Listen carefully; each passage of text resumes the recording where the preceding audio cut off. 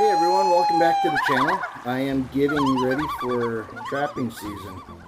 It's not quite there yet. It's still August, tomorrow's September, and it's still quite warm and humid. It is 80 degrees in here, like I said, and humid. But I'm starting to get things together for trapping, like this fleshing beam here. I made this fleshing beam a couple years ago.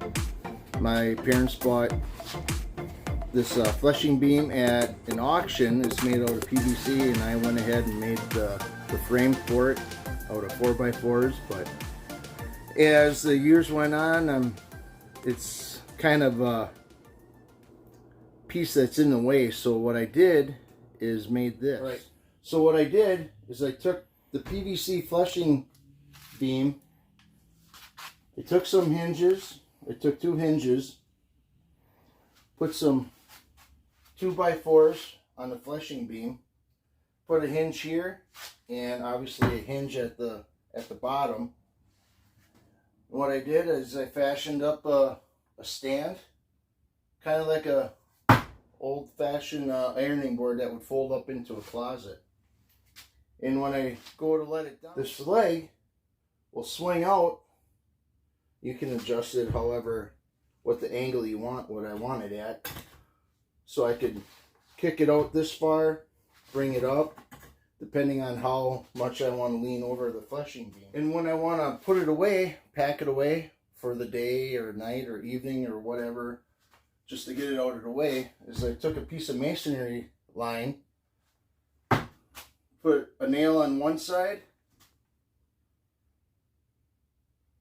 a nail on the other, and it's out of the way.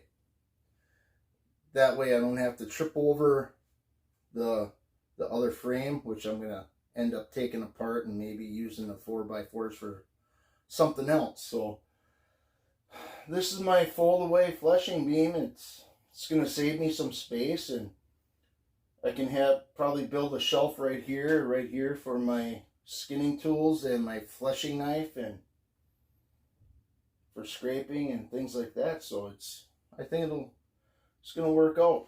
And once it's down, at first, before I had this on here, this base or this leg, it would wiggle.